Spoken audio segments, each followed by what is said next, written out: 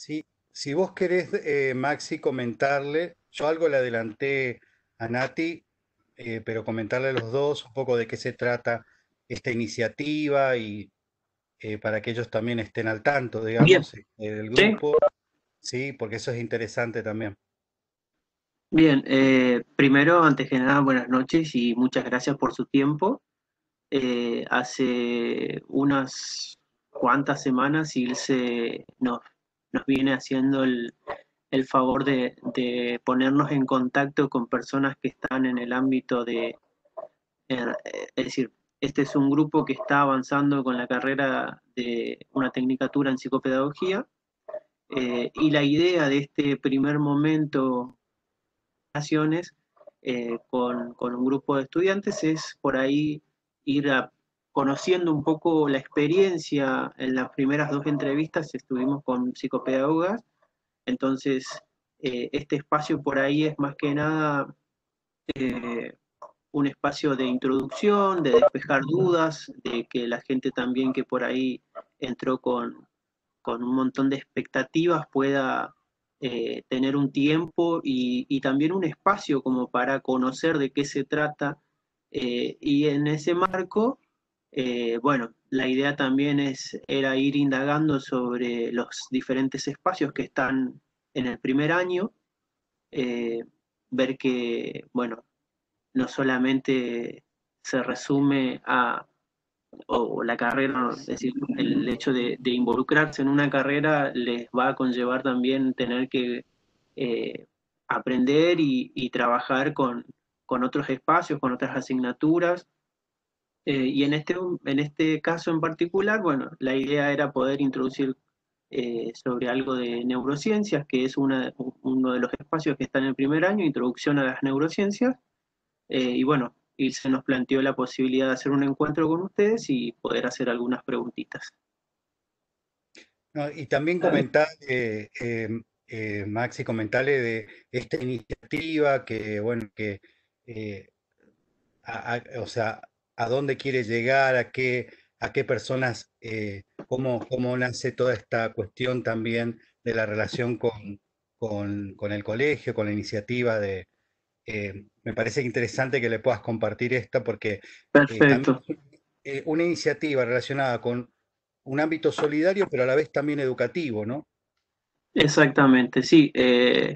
Nuestro proyecto educativo, como lo llamamos nosotros, tiene ya 10 años, y nace como un proyecto para integrar o buscar alguna alternativa para aquellos estudiantes que eh, tenían una sobredad relativa, por diferentes cuestiones, ya sea personales, de trabajo, eh, maternidades y paternidades adolescentes, eh, tenían inconvenientes para continuar sus trayectorias escolares en las instituciones, eh, en la zona en la cual estábamos desenvolviéndonos. Y bueno, ese proyecto de alguna manera creció y el año pasado, perdón, hace 4 años, en el 2016, comienza a contar con una carrera de nivel terciario que es un profesorado en auxiliar docente, como preceptores. El objetivo era de alguna manera, en principio, que no había ninguna formación en el ámbito público para auxiliares docentes, y por otro lado, darle una visión o una vuelta de tuerca al mero rol administrativo que tenían los preceptores en las escuelas. Y en ese sentido, nosotros proponíamos de alguna manera un espacio de formación no solamente administrativo, sino también pedagógico.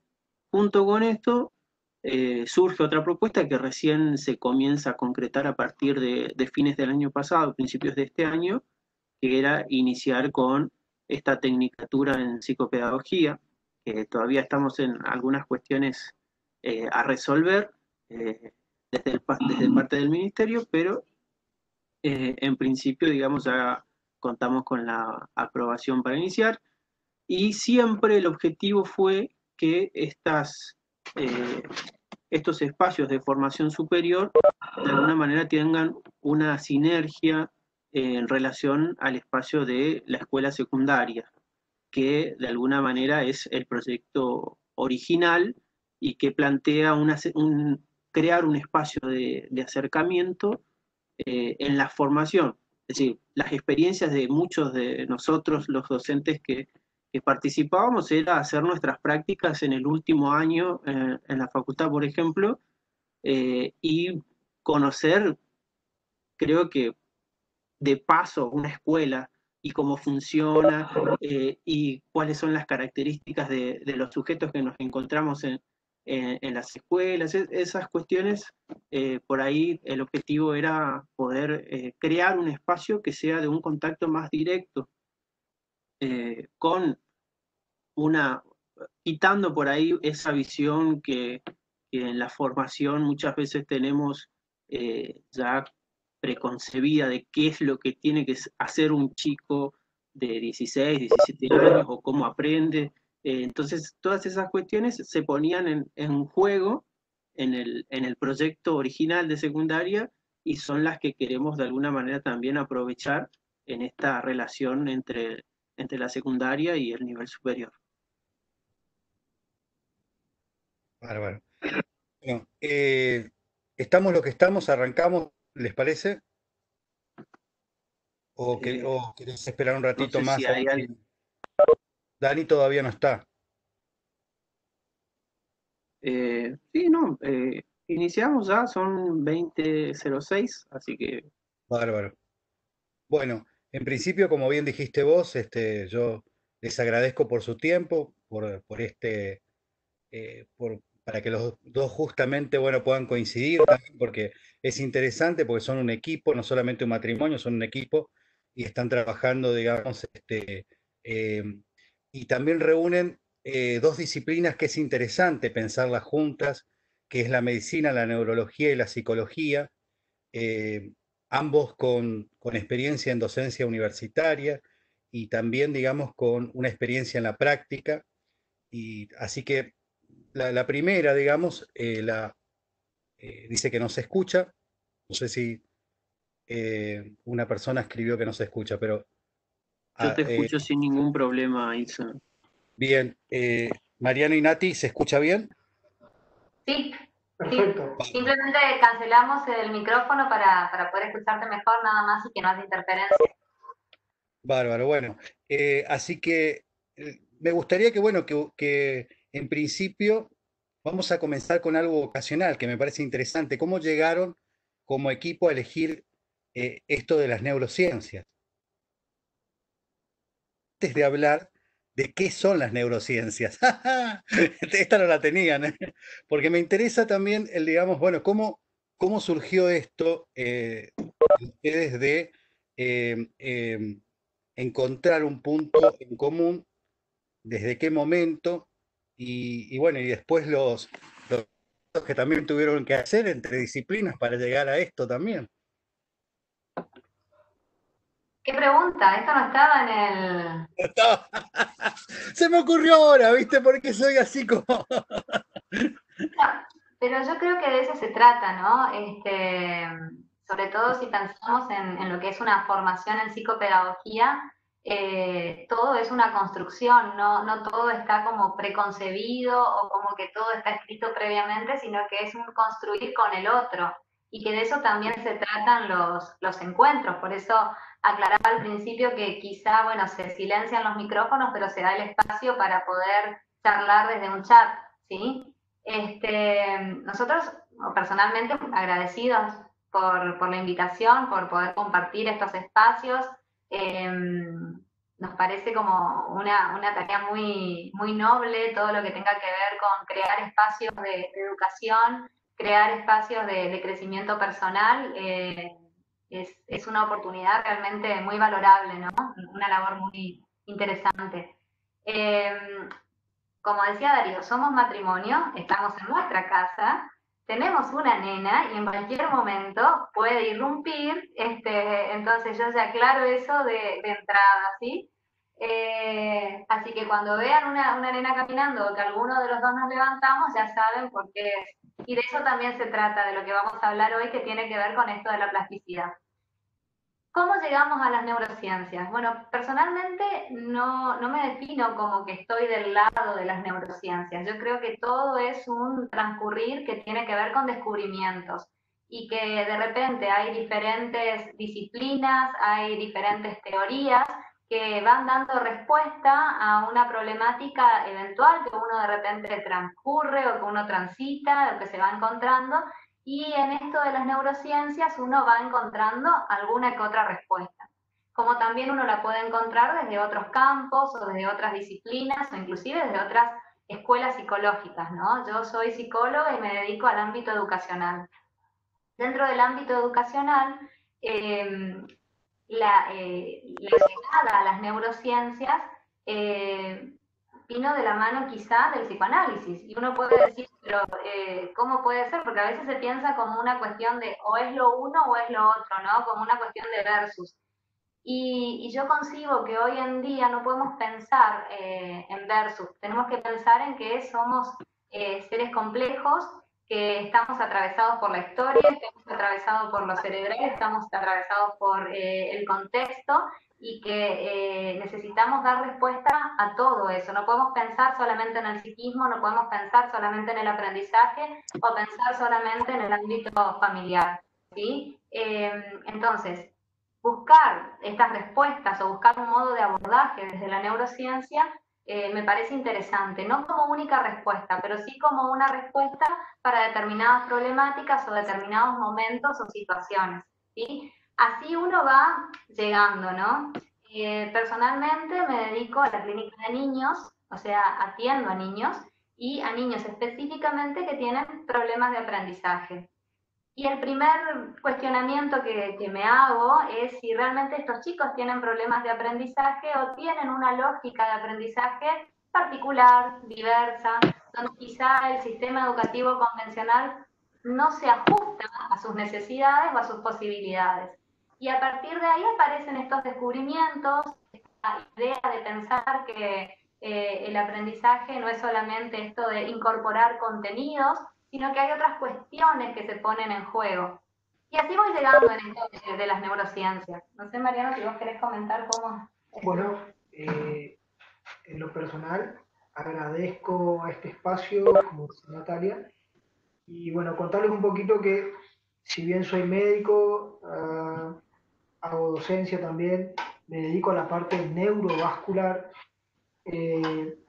lo mío está todo muy relacionado a la evolución en lo que fue el binomio de la evolución de la neurociencia en la educación, y esto evolucionó mucho con la introducción de las imágenes, mucho en medicina, porque se fueron entendiendo y comprendiendo con los estudios diversos que han habido desde la década del 80, cómo es esta evolución desde la introducción de la funcionalidad anatómica a lo que es todas las áreas cognitivas, emocionales, psicoemocionales, y cómo van interactuando y se van concatenando cada una de ellas desde un punto de vista biológico. Es decir, se trata de racionalizar los pensamientos o se trata de racionalizar las emociones desde un punto de vista biológico. No todo es biológico, ¿sí? O todo se fundamenta en la biología, pero al menos se trata de dar un sustrato anatómico de localización de diferentes áreas, como para uno objetivar las diferentes variables que hay a la hora de hablar de lo educativo y de lo emocional.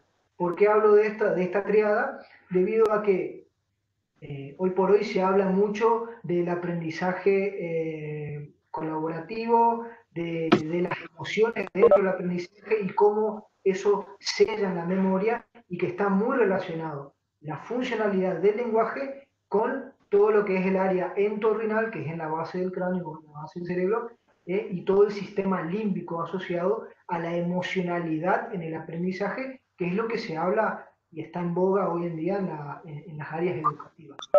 Y que anteriormente lo decíamos como aprendizaje significativo, ¿sí? Era como una postura, ¿no? Una postura de Usubel de decir, bueno, el aprendizaje significativo es aquel que de repente, ¿cómo yo sé que aprendo?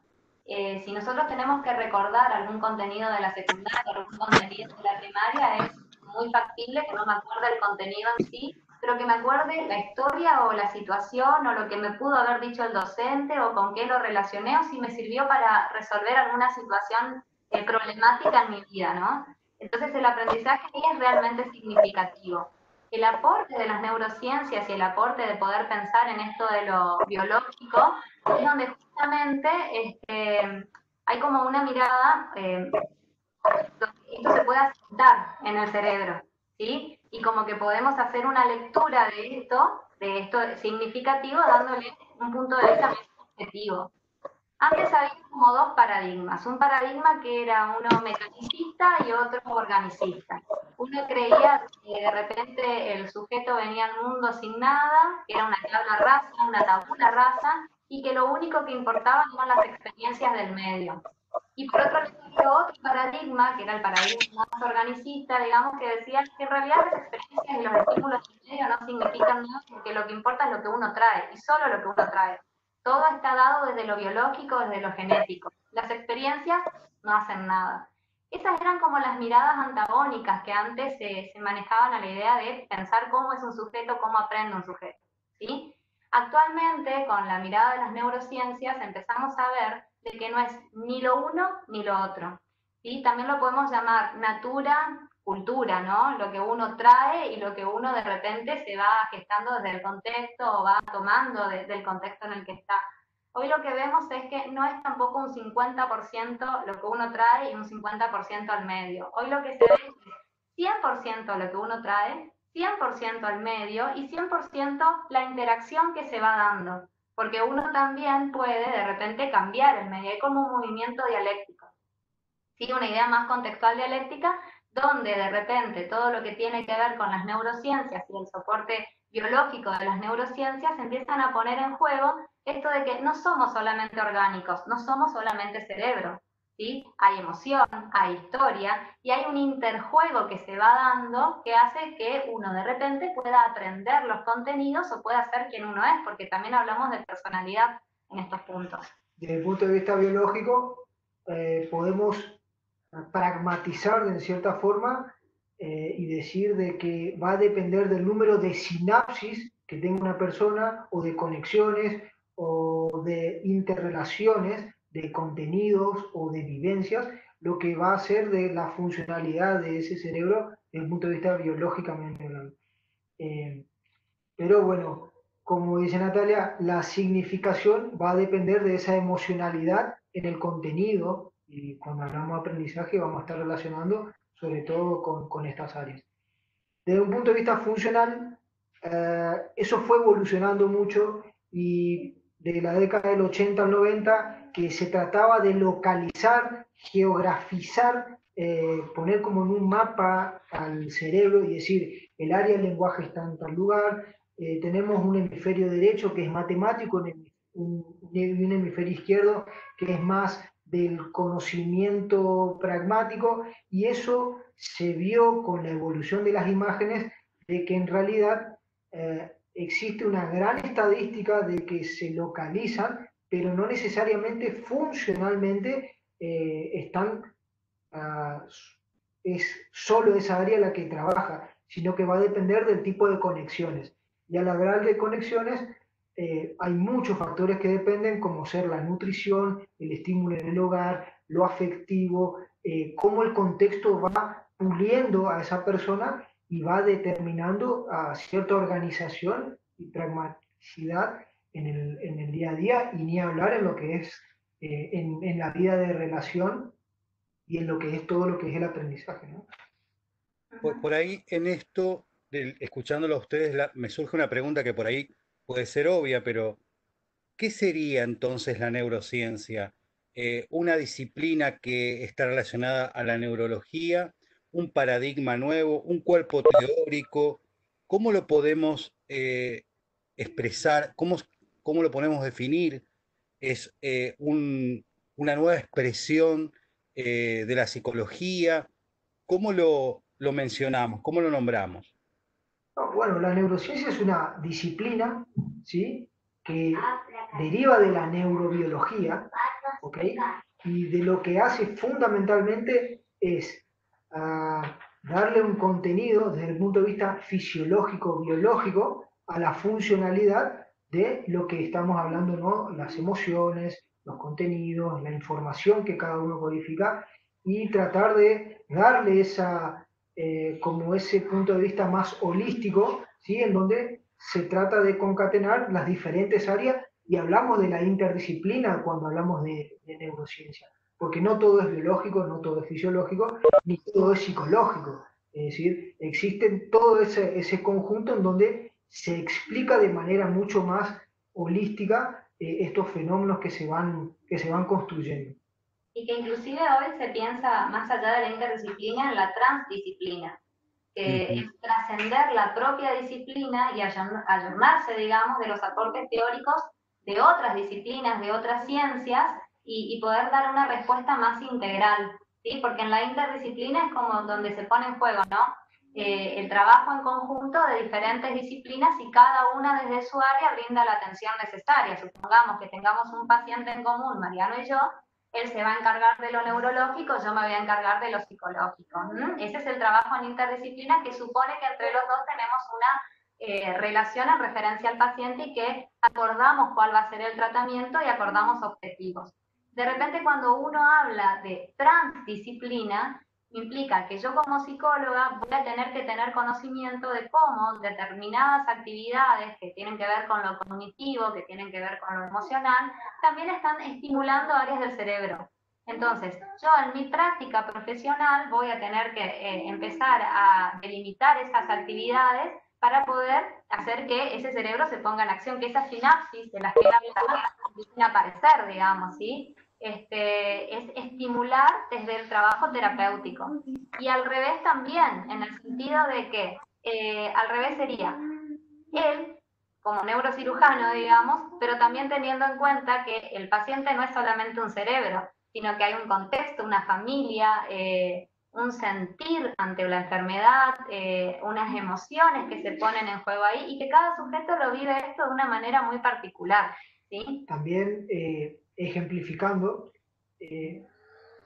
puntualmente patología que altere el área parieto-occipital y que se manifieste como una dislexia, ¿sí? Esa dislexia va a generar una desorganización funcional en ese niño, paciente o lo que fuera. Y desde el punto de vista neurobiológico, yo diría, bueno, lo trato con sertralina, estabilizo la membrana y punto, y que el paciente haga lo que pueda, pero de eso no se trata, porque el paciente es un todo, ¿sí? Está conformado en una familia que posiblemente genere cierta angustia, que la tiene que trabajar la familia en conjunto con el paciente, en el caso de ser un niño. Se va a tener que trabajar con el área de fonoaudiología, ¿sí? Y ni hablar del área de psicología. Entonces, ahí es donde uno habla de la transdisciplina. No es solo la sertralina es el inicio de algo que hasta puede ser diagnóstico en algunas ocasiones, porque no necesariamente se puede objetivar en una imagen, probablemente, posiblemente se objetive a nivel de un electroencefalograma, que lo dudo en esta patología en particular, pero ahí donde uno tiene que ir un poco, no un poco, ir más allá del pequeño área en el que está inserto, y compartir las vivencias y el expertise de los otros especialistas, ¿sí? Como para que el trabajo sea en conjunto y tener una mayor tasa de efectividad en el paciente y en el abordaje de la patología en cuestión, ¿sí? Porque tampoco se trata de patologizar al paciente y decir, bueno, no, es un disléxico, y el disléxico se cura con fonoaudiología o con estimulación pedagógica o con estimulación. No, a ver, es una persona que tiene sus diferentes fases, y eso hay que tratar de concatenar y llegar a un acuerdo y ponerse en una puesta en común. Y en este aspecto, más allá de que, bueno, haciendo un poco de historia, sabemos que, por ejemplo, el psicoanálisis también nace de la mano de una patología en particular, que es la histeria, eh, y la medicina también viene como a responder a esto de la cuestión de el curar la enfermedad, de buscar por dónde pasa la afección. ¿Qué función cumpliría la neurociencia cuando no hay enfermedad, en el orden de la vida cotidiana, de la salud. En ese caso, a ver, bueno, el psicoanálisis también uno lo puede aplicar cuando no hay enfermedad, o sea, uno puede No lo hacer procesé del nacimiento, ¿eh? No, no estoy diciendo que sea así, ¿eh? Que solo ¿no? sea así. Te Claro, abrí si la yo puerta nada psicoanálisis, más. puedo salir por el lado del psicoanálisis. Entonces, pero hablando de neurociencias, por ejemplo, en cuestiones habituales y comunes, ¿no? Que nosotros tenemos actividades que están muy automatizadas. Por ejemplo, cuando yo quiero recabar información o cuando quiero evocar una información, muchas veces yo no hago consciente todo ese proceso. ¿Sí?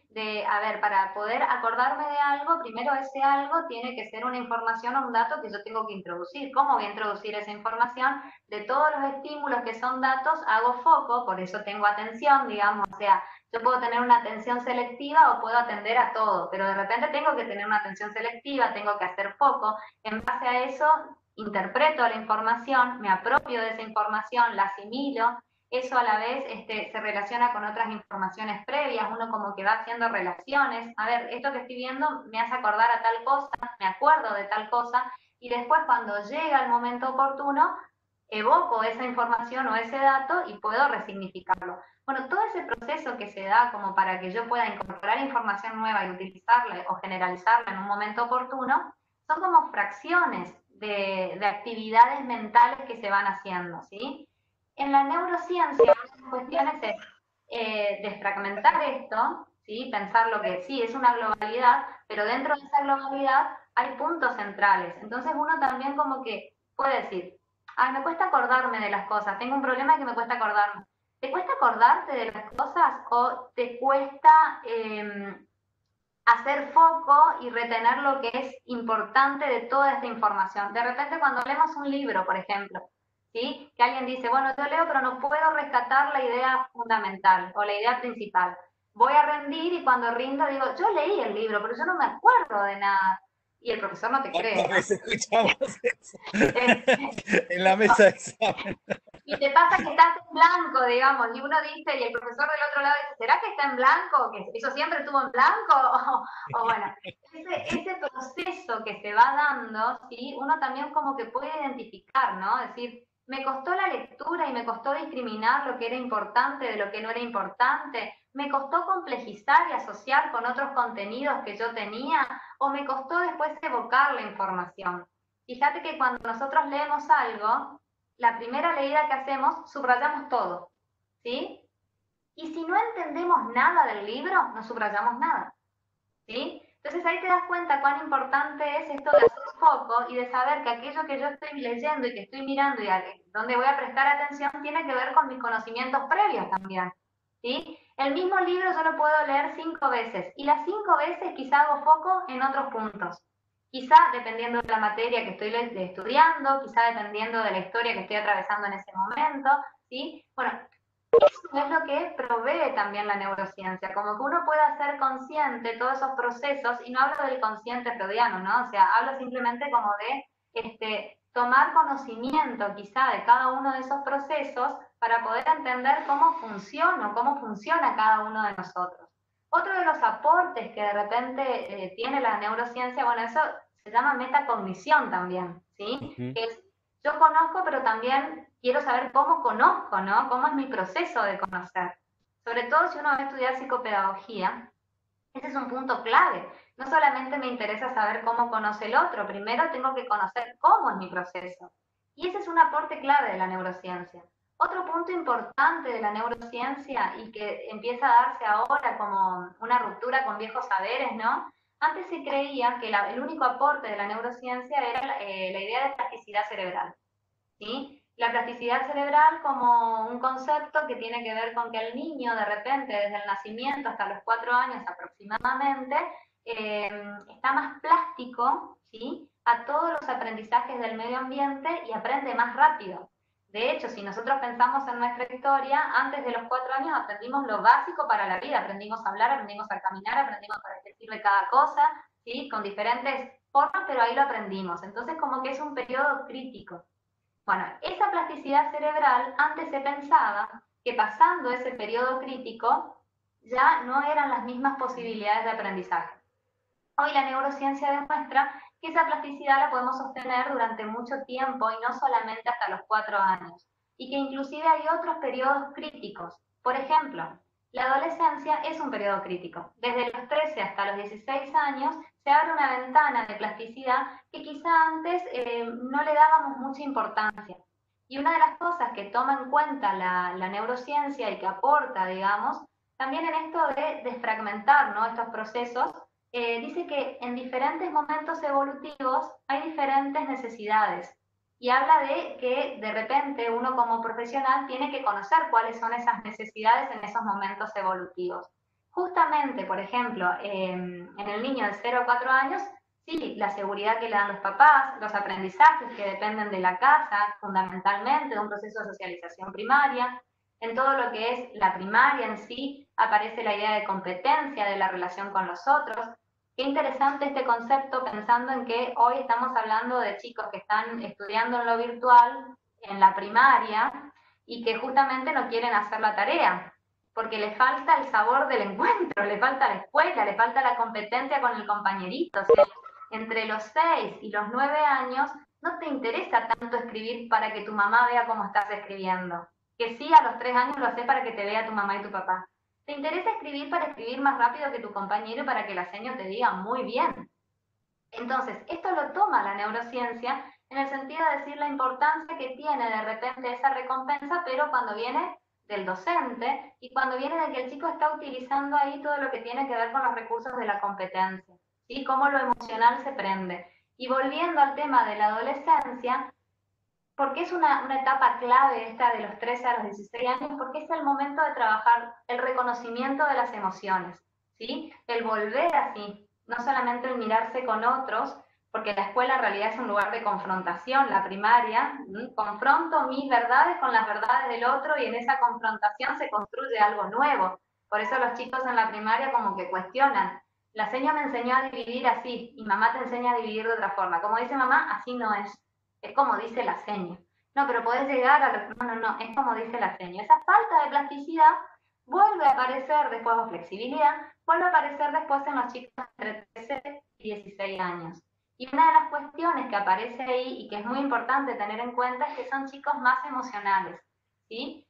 La emoción está a flor de piel, es el momento donde podemos trabajar la empatía, el ponerse en el lugar del otro, la solidaridad. O sea, son valores que tenemos que trabajar en ese momento y que quizá la escuela a veces está más preocupada ahí por la historia, por la ciencia, y se va perdiendo quizá todo ese potencial que tiene que ver con esto otro, ¿sí? Que en ese momento está a flor de piel para el adolescente.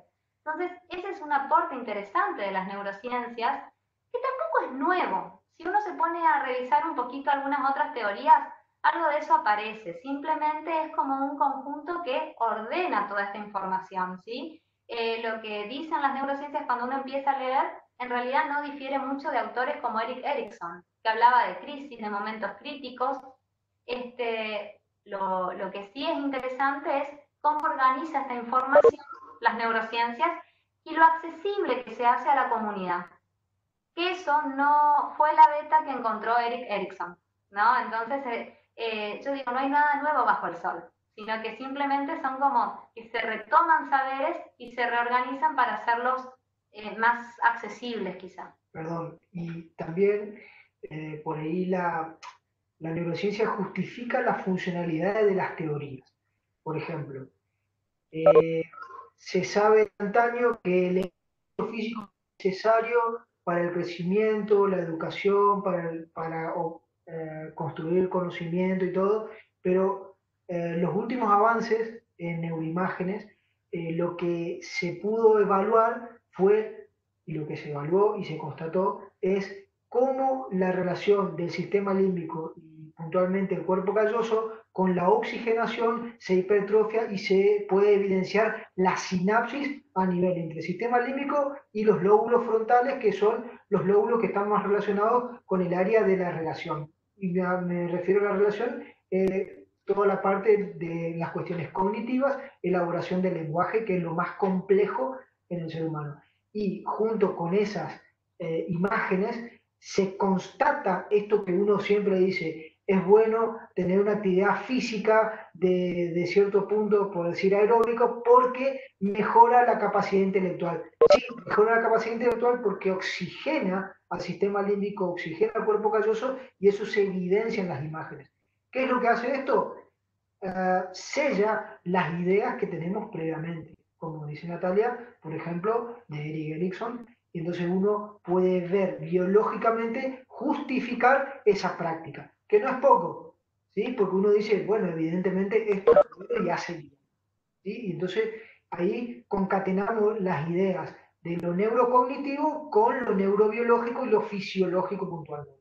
Y otras cuestiones que también se ponen en juego, por ejemplo, es cuándo se creó la escuela y por qué la escuela es como es, ¿no? Por qué de repente hay ciertas horas para lengua, ciertas horas para matemática, y quién dijo que tiene que ser así, y que de repente esto se organizó y todos lo seguimos, ¿no?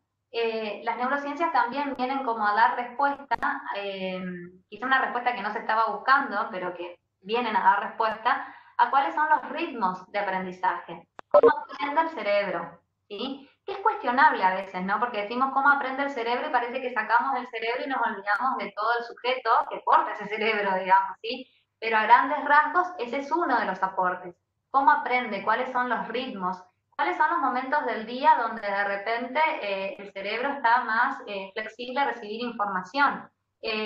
¿Por qué es necesario de repente meditar o tomarse un tiempo para cerrar estímulos externos y conectarse con estímulos internos?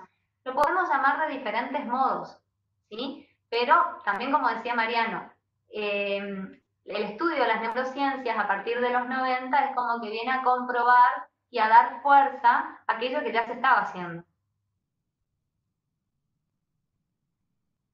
Ahí me surge, ya que hablaste de escuela, ¿no? Esta cuestión y la situación actual de la pandemia y la educación, ¿cómo, cómo incluir dentro del ámbito escolar a la neurociencia? Porque esto, más allá de que haciendo historia aparecen elementos de hace tiempo, pero en la escuela, digamos, todavía sigue con su manualcito, digamos, ¿no? Pero ¿cómo incluiríamos la neurociencia en la escuela? ¿A través de un equipo interdisciplinario? ¿A través de la formación de los futuros docentes? ¿Cómo ven ustedes la aproximación de la neurociencia a la escuela tradicional? Yo primero tomaría lo que dijo Mariano en referencia a que somos un todo, que en un momento se pensaba en localizaciones, ¿no? Y como que había un área de Broca, un área de Wernicke, que una era para el lenguaje, la otra para la comprensión, un hemisferio derecho para una cosa, un hemisferio izquierdo para otra cosa. En un momento se pensaba así. De hecho, la escuela fue muy funcional a eso, en referencia a las cargas horarias que de repente tiene. Como que solamente pareciera, ¿no? Que si nosotros comparamos las cargas horarias, hay más horas de lengua, más horas de matemática, le sigue un poquito de ciencias naturales, ciencias sociales, y el arte es como que queda ahí, no hay tantas horas de arte ni tantas horas quizá de educación física, ¿sí? Entonces, una de las maneras de poder pensar es esto de que somos seres globales, ¿no? Y que dentro de esa globalidad tenemos que estimular todo por partes iguales. Uno de los aportes entonces de las neurociencias es tomar las ideas de Gardner desde las inteligencias múltiples, ¿sí? De que en realidad hay 9 inteligencias, hoy hay 7 que son comprobadas y que de repente la escuela siempre se encargó de, bueno, si se quiere, estimular un solo hemisferio cerebral a través de todo lo que es la lengua y la matemática. Pero yo les decía hoy, ¿no? Que uno puede estimular y que en base a eso se van a ir dando determinadas respuestas a nivel neuronal. ¿Qué pasaría si de repente la escuela, en lugar de estimular solo esas áreas con mayor carga horaria, empieza a tener tantas horas de lengua, como tantas horas de música, como tantas horas de educación física, como tantas horas de dibujo, ¿no? Y como que todo empiece a tener el mismo nivel de importancia. Entonces también una de las cuestiones que toman en consideración las neurociencias, y la idea es de los sujetos del día de mañana, o sea, a los sujetos de la educación que nosotros tenemos que preparar, no son los de hace 20 años atrás, ni siquiera los de hace 5 años atrás. Uno de los presupuestos de las neurociencias es que tienen que haber sujetos con pensamiento crítico, que sean plásticos y que sean creativos, ¿sí? Con una estructura como veníamos trabajando, quizá eso no se está gestando, pero de repente la creatividad puede aparecer cuando le doy la oportunidad de que un chico descubra que es tan importante esto de música, porque quizá a veces en la casa no tiene esa posibilidad de creación o esa posibilidad de pensar que le gusta y que es capaz de hacerlo, ¿sí? Entonces, me parece que por ese lado también va, ¿no? Pensar de que la idea de creatividad, eso es un aporte de las neurociencias, la creatividad se aprende, no es algo innato con lo que uno viene, así como uno aprende a tener miedo, también uno aprende a ser creativo. Y la escuela podría brindar esas posibilidades. Otra de las cuestiones es esto del pensamiento crítico y la participación. El alumno es el que menos participación tiene dentro de las decisiones escolares. Entonces, ¿cómo de repente se puede gestar un sistema donde el alumno sea partícipe de ciertas decisiones para que él pueda entender que su voz vale, que su formación vale y que él también es un punto clave y decisivo en todas las decisiones del proyecto educativo de repente, ¿no? Porque a veces se habla de proyecto educativo, pero está gestado por otros y la palabra del alumno o las expectativas del alumno se ven poco ahí. También queda y surge este tema. En realidad, el que está en el aula es el docente, pero todos estos proyectos tienen que estar avalados también con otras disciplinas, ¿sí? Y estamos hablando ahora de la psicopedagogía, que es lo que nos reúne en esta charla. Es fundamental esto. ¿Por qué? Porque el día de mañana, si uno no tiene bien fundados estos conceptos, un padre que tuvo otra educación puede decir, ¿qué le están enseñando a mi hijo? ¿A ser crítico? ¿Qué? ¿Y qué es ser crítico? Entonces ahí entramos todo en un debate hasta filosófico de qué vamos a enseñar en la escuela y qué contenidos, porque probablemente lo que estamos enseñando hoy dentro de 10, 15 años sea obsoleto. Y entonces está todo el paradigma de la construcción de los conocimientos en donde el docente se tiene que reconstituir, reconfigurar y estar acompañado de todo el equipo, ¿no? Ni hablar de la parte de psicopedagogía, que me parece que cumple un rol estructural fundamental en todo esto que se está poniendo en el tapete. La función hoy de la escuela es convencer a todos los niños que son capaces de hacer bien algo, ¿sí? Y creo que eso es importante, de que son capaces de hacer bien alguna cosa. Si nosotros seguimos con un paradigma que solamente evalúa determinadas áreas y que si en esas áreas andas bien sos capo, ¿sí? Estamos quitándole a los chicos la oportunidad de conocerse en otros aspectos, ¿sí? Entonces, yo me quedo con eso, como que cómo hacemos como docentes para cambiar nuestras prácticas y convencer a nuestros alumnos del potencial que tienen y que quizá ese potencial no es el mismo que está planificado, que está en la planificación, que es lo esperado en una evaluación como se hace convencionalmente la evaluación, sino que de repente eso se descubre desde otro lugar, ¿sí? Esa es una de las cuestiones. Entonces sí, me parece que la formación docente es importante, que la plasticidad docente es importante y que el docente tiene que no solamente entender de que de repente tiene que estar formado en la diversidad para un chico que tiene dificultades, como se llaman en el aprendizaje, sino que la diversidad implica de que todos somos diversos y que todos tenemos diferentes formas de aprender o de acercarnos al conocimiento y que todas las formas son válidas, ¿sí?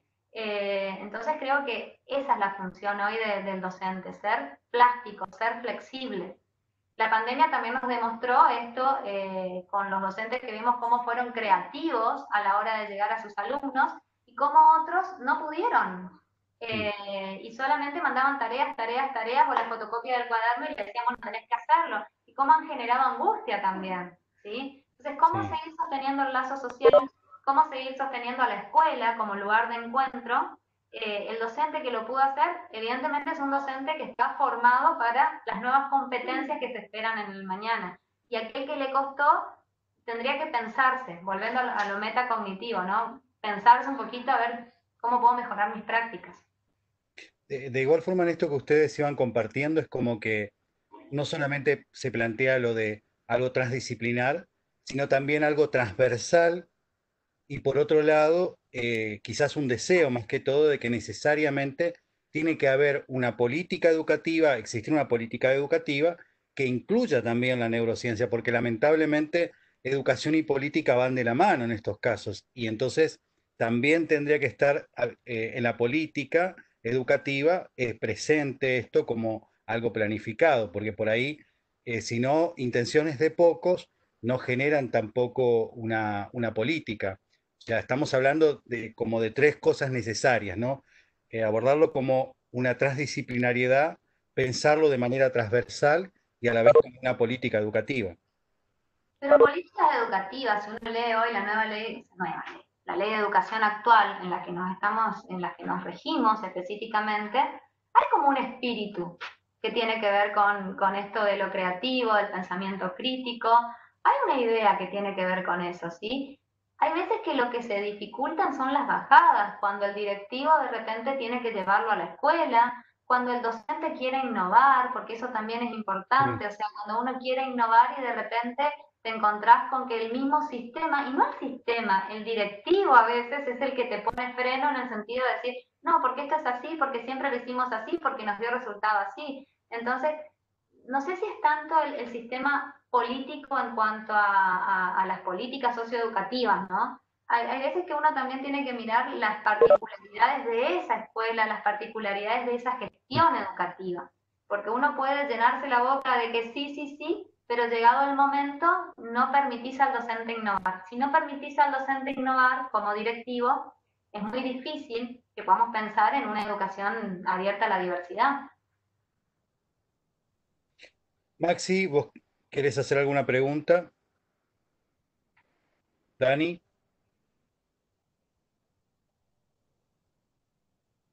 para que, a ver, tu micrófono, Maxi. A ver, para. ¿Escuchás? Ahí está, ahí está. Bien, no, la verdad que ha sido una introducción bastante compleja y me pareció perfecto. Solamente una cuestión que ya por ahí va más por el lado profesional, teniendo en cuenta en la entrevista anterior con Emilce charlábamos también de las resistencias que a veces tiene eh, la introducción de la psicopedagogía en ámbitos educativos y demás. Y bueno, preguntarles si dos cositas. Una, si ellos desde conocen o tienen de alguna manera información respecto a ciertas resistencias que haya para con las neurociencias en ámbitos educativos o en general. Creo que por lo que decían recién, sí. Y ¿qué ocurre en el caso profesional, digamos, específico de ellos, cuando tal vez a lo mejor un sujeto no presenta problemas de aprendizaje, sino que a lo mejor la cosa puede estar viniendo a partir del entorno escolar, o si les ha pasado alguna situación parecida, digamos? Yo te cuento que personalmente,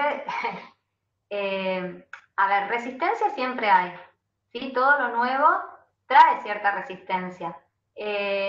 Si no existieran resistencias, no podemos hablar de introducir una nueva práctica. O sea, siempre tiene que haber algo de resistencia, es necesario, porque si no parecería como un movimiento muy laissez-faire, ¿sí? Ahora, esa resistencia implica que no, a ver, no tiene que implicar una lucha fundamentalista, ¿no? El no porque no, sino que la resistencia tiene que ser una invitación al debate, una invitación a una construcción colectiva y colaborativa. Entonces, cierta resistencia es necesaria y viene bien, ¿sí? Porque invita justamente al intercambio.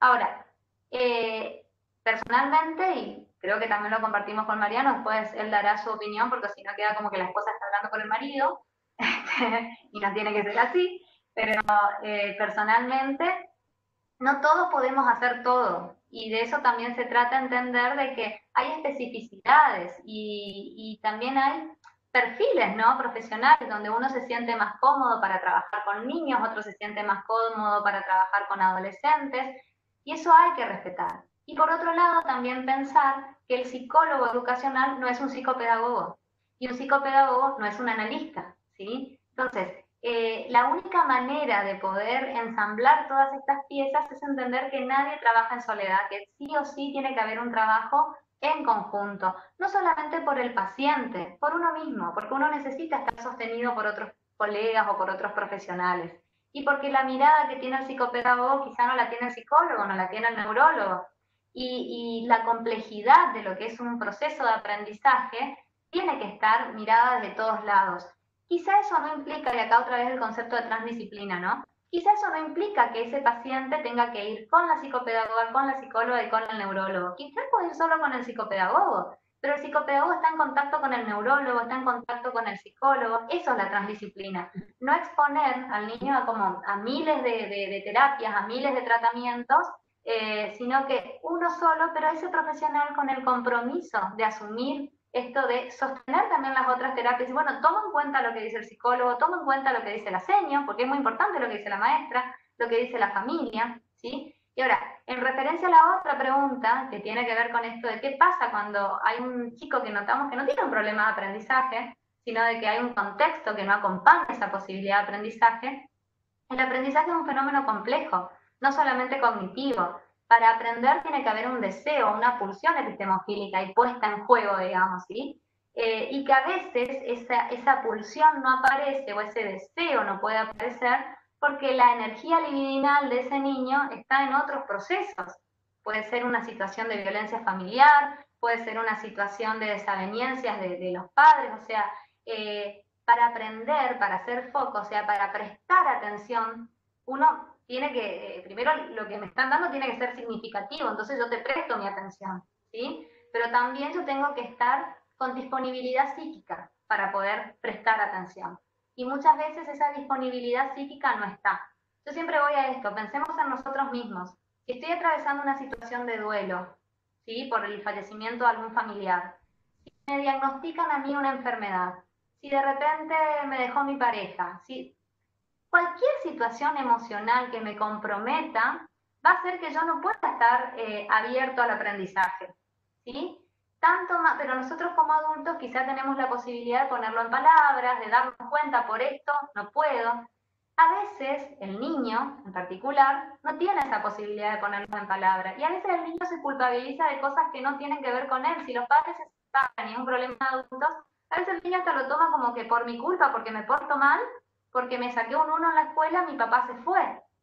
Entonces, estas fantasías que en el niño todavía no tiene como este criterio de realidad, se entremezclan. Y al entremezclarse, digamos, aparecen como sus propias fantasías dando respuesta a una situación y hace que no tenga disponibilidad psíquica para el aprendizaje. Entonces, ese chico no tiene un problema de aprendizaje, sino que está atravesando una situación difícil, de sufrimiento psíquico, y ese chico no necesita un diagnóstico. Y ahí entramos en otro tema que muchas veces para acceder a un tratamiento una obra social te pide un diagnóstico, un certificado de discapacidad, cuando el chico ni necesita el diagnóstico, ni necesita el certificado de discapacidad, y es otro tema totalmente diferente, sí, pero que entran en juego en esto de pensar en la transdisciplina. A veces una familia no puede pasar al neurólogo, al psicólogo, al psicopedagogo y la obra social, si no tiene el diagnóstico no lo reconoce. Y ahí está el compromiso profesional también, de levantar el teléfono, de llamar a otro profesional, de preguntar, de consultar, de hacer llegar a ese otro profesional la historia a veces de ese niño para tener un tratamiento transdisciplinario, ¿no? ¿No? Que no sea solamente lo monetario lo que se ponga en juego ahí, o, como decía Mariano, patologizar y le pongo un diagnóstico. Entonces la obra social le cubre y listo, vamos para adelante. O sea, eso le pone un nombre, ¿sí? Que yo diga que alguien es disléxico, ¿sí? A veces el chico estaba atravesando un proceso de falta de disponibilidad psíquica y no era un disléxico, sino que en ese momento no tenía las herramientas para poder apropiarse del contenido. Si pasa eso, lógicamente, o sea, le pongo un nombre y este niño va por la vida creyéndose que es disléxico. Entonces hay que ser muy ético y muy cuidadoso con todo ese tema, ¿no? Mariano, ¿vos querías decir algo? Sí, y creo que el quid de la cuestión acá es que el profesional docente, profesional psicopedagogo o fonoaudiología o psicólogo educacional, entienda la necesidad de saber pivotear con el profesional adecuado para afianzar su práctica y la toma de decisiones en el campo que le corresponda, ¿no? Y así también no encajonarse y decir, este niño no aprende porque tiene una disritmia cerebral, que se ve en el electroencefalograma. No, pero eso es una simple lectura de una eventualidad que uno le puede notar como una disritmia, que con un poco de encasillamiento y de acompañamiento de distintas disciplinas, eso mejora, se va resolviendo y como dice Natalia, la energía psíquica se expone, se evidencia a través de estos estudios, pero tampoco es cuestión de encajonar y decir, bueno, tiene trastorno de déficit de atención por tal cosa, por eso lo voy a medicar con esto. ¿Ok? No, ojalá fuera tan sencillo, ¿no? Creo que es más complejo porque somos seres sociables y estamos en todo esto de compartir, ¿no? De compartir las disciplinas, de compartir las decisiones y de compartir la toma de decisiones, sobre todo desde el punto de vista profesional. Dani, ¿vos querés hacer alguna pregunta o algo que quieras aportar? No, agradecer la maravillosa experiencia que nos ha dado esta gente, bueno, y las mujeres que vienen avasallándonos, por suerte, ¿no? Agradecidísimo, Natalia, tu compañero ahí. Por ahí tenía mucho de lo que pensaba, se satisfizo en el desarrollo, pero por ahí la pregunta que me parece que podría ser la pregunta de final, pero es una duda mía, quizá no es la de los chicos, que hay, viendo este matrimonio, de la posibilidad del matrimonio entre el psicoanálisis y la neurobiología que vino trabajando el grupo de Cristóbal, Lueiro, Sergio Rodríguez, acá en Argentina, y que han producido algunos encuentros bastante interesantes. ¿Cómo lo ven desde el lugar, desde la mirada de ustedes a eso? Complemento. Es parte de la construcción del conocimiento de todo esto que estamos exponiendo, ¿no? Sí, pareciera simple, pero es la construcción de las conclusiones que vamos sacando a partir de lo que estamos debatiendo y exponiendo, ¿no? Porque también, a ver, si alguien de la audiencia quiere manifestar diferente o parecido, o bueno, manifestarlo y podemos ponernos de acuerdo o no, y tratar de buscarle un poco la vuelta a lo que uno está expresando. Sí. Sí, que de eso se trata, digamos, yo creo que hubo un momento del psicoanálisis ortodoxo que no habilitaba o no posibilitaba pensar lo que estaba pasando desde otros lugares. Yo siento que siempre estamos mirando el mismo objeto, pero con diferentes lupas, y que esas lupas no es una para vos, una para vos y una para vos, sino que tenemos que hacer una gran lupa y entenderlo como su complejidad y que para ser profesionales íntegros hoy tenemos que hablar de la integración de conceptos, no encasillarse o maravillarse con una sola teoría, porque ahí caemos en un fundamentalismo que nos pide la posibilidad de escuchar otras cosas, ¿sí? Entender que no hay verdades absolutas y que quizá hoy esto es lo que a mí me da una respuesta y en una semana nos dicen otras cosas y estar abiertos y flexibles. De eso creo que también se trata.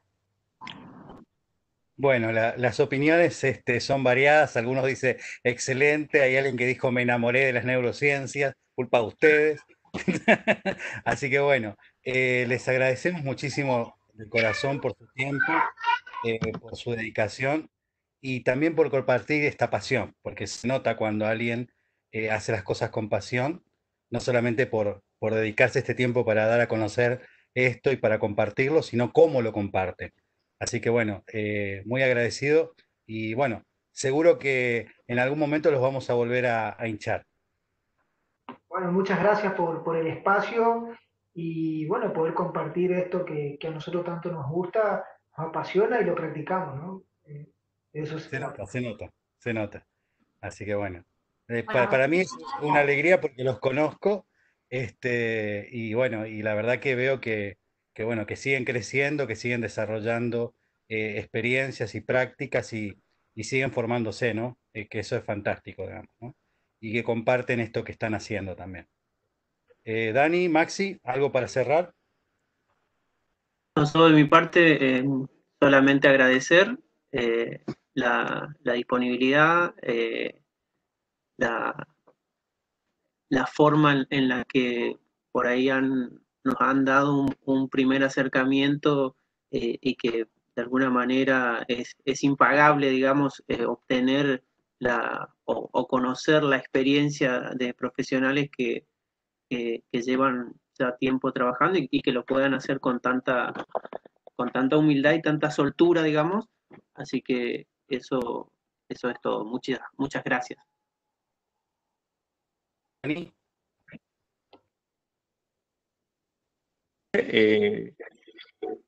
Y tengan claro que han ayudado a algo muy importante en este momento. Creo que lo tienen claro, o sea, tal como plantean las cosas, las tienen claras. Que están contribuyendo al lazo social y a sostener el deseo, que en estos momentos es muy duro de sostener, así que estamos agradecidísimos. Los agradecidos somos nosotros, no tenemos las cosas claras, pero estamos muy, muy agradecidos de que nos den esta oportunidad de encuentro, ¿no? Y de intercambio. Perdón por los gritos que van a escuchar de alguien que dice que tiene hambre, que si ya terminaron la charla, que quién va a cocinar. Está muy bien, porque terminamos, vayan esa niña tiene que alimentarse, por favor. Les mando un abrazo enorme. Gracias. Chao, chao.